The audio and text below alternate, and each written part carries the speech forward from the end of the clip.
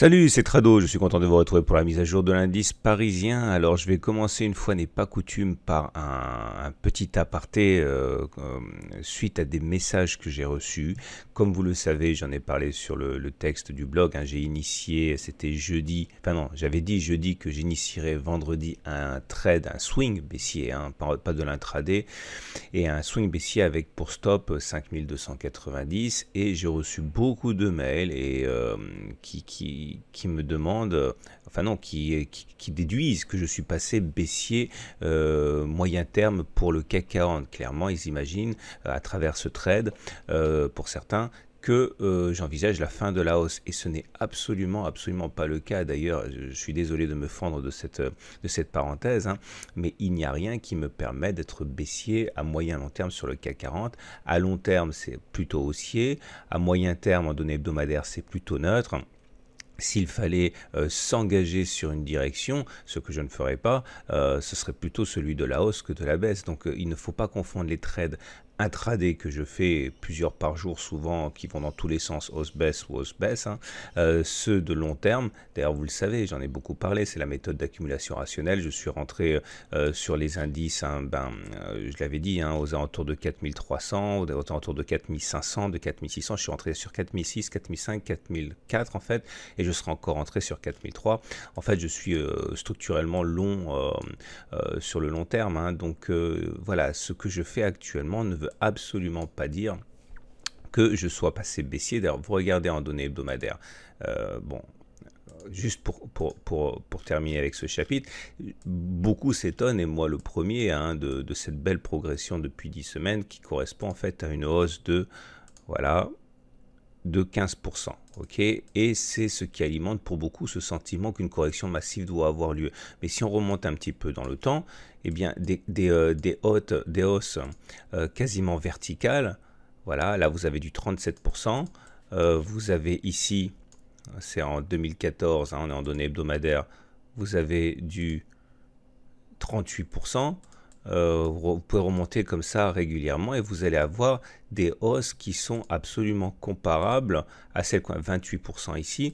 Donc il ne faut pas déduire de la hausse à laquelle on a pu assister depuis 10 semaines qu'une une correction massive dans l'autre sens, hein, doit avoir lieu. Ce n'est statistiquement pas vrai. Voilà, je voulais absolument restaurer mon point, mon opinion par rapport à la tendance de moyen long terme qui pour moi n'est pas du tout baissière. Voilà.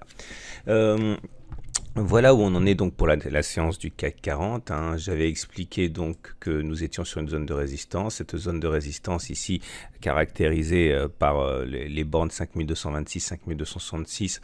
Eh bien, cette résistance tient encore in extremis. On vient clôturer tout en haut, mais à l'intérieur de cette bande orange. On l'a fait avec un gap. Alors ce gap, il est intéressant à suivre parce que soit il s'agira d'un gap de continuation, et dans ce cas, vous le savez, l'objectif serait de prendre tout le chemin parcouru avant le gap et de le reporter par-delà le gap, ce qui donne un objectif vraiment impressionnant, hein, qui voudrait aller chercher les 5470, pardon. Soit il s'agirait, et on n'est pas capable de le savoir a priori, on peut simplement faire des paris, hein, d'un gap d'essoufflement.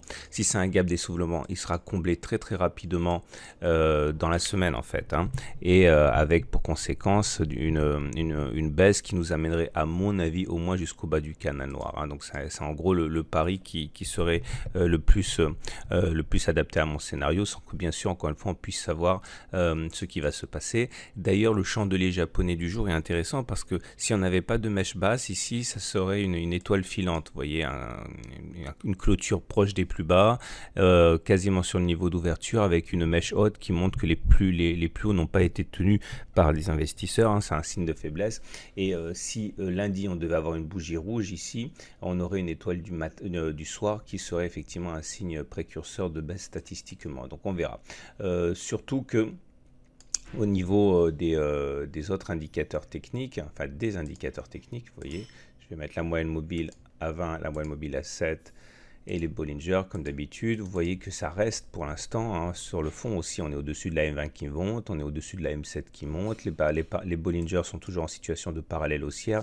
Rien ne nous permet d'envisager pour l'instant le début d'une tendance baissière. Forcément, à un moment, ça va corriger, mais à vouloir anticiper la fin du mouvement, vous risquez surtout de vous brûler les ailes. Je vous rappelle que, et ça je l'ai écrit sur le blog également, hein, puisque voilà, moi je suis passé baissier parce que j'ai le scénario que la zone de résistance va tenir, j'ai un objectif qui me rapporte plus que ma perte, j'ai eu le fameux signal que j'ai cherché avec le CCI qui est sorti de sa zone de surachat, mais ça ne,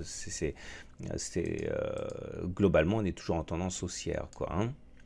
Notez également au niveau des autres indicateurs techniques justement, hein, que le momentum est toujours haussier puisqu'il est au-dessus de 0, le RSI il est haussier puisqu'on est au-dessus de 70 et le CCI est repassé en zone de surachat. Donc techniquement le signal de spéculation à la baisse que j'ai eu jeudi a été invalidé dès vendredi, hein, puisqu'on est repassé dans la zone de surachat. Bon voilà, mon stop loss il est mis, je ne vais pas sortir maintenant, mais en tout cas sur la base de ce que je vois aujourd'hui au niveau des indicateurs techniques, il n'y a absolument rien qui milite pour un début de baisse, hein. On va terminer avec l'Ichimoku et l'Ichimoku qui nous apporte plusieurs éléments. Le premier, c'est que vous voyez, on s'est rapproché de la Tenkan, ce qui a permis de remettre une pièce dans le jukebox pour repartir. Vous ai expliqué, hein, que lorsqu'on s'éloigne trop de la Tenkan, il y a des forces de rappel qui nous invitent à considérer un ralentissement. Voilà, on s'éloigne, on se rapproche, on s'éloigne, on se rapproche, on s'éloigne, on se rapproche, on s'est éloigné, on s'est rapproché. Donc du coup, on pouvait repartir vers l'eau. C'est ce qui s'est passé.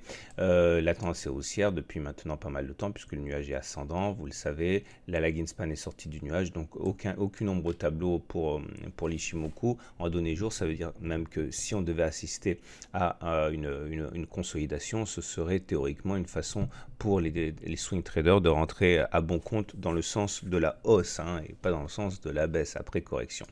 Je vous rappelle là, parce que je vois que certaines métriques sont petits, si vous ne voyez pas bien les chiffres qu'il y a, je vous rappelle que tout ça c'est résumé dans les métriques de l'article du blog correspondant. Je pense qu'on a fait le tour, donc tout est haussier. La zone de résistance, c'est quand même ce qu'il y a de plus important pour l'instant, elle tient, mais ça se joue vraiment sur l'épaisseur du trait. Je vais terminer avec le DAX, parce que le DAX lui aussi vient de remplir son objectif, comme vous le savez, hein.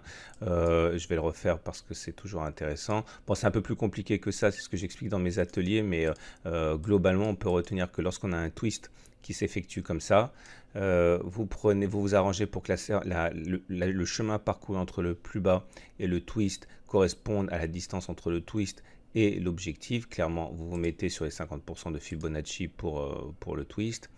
Voilà, et vous voyez, magie de magie. On a touché également cet objectif sur le DAX.